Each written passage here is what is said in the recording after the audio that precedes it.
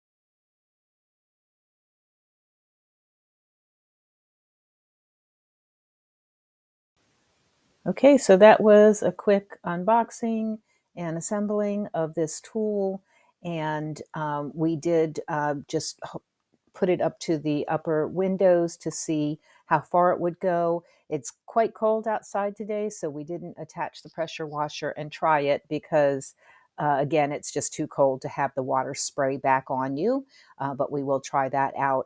One thing that I did want to note is that my husband at first had the harness on incorrectly, and it felt really weird where it attached.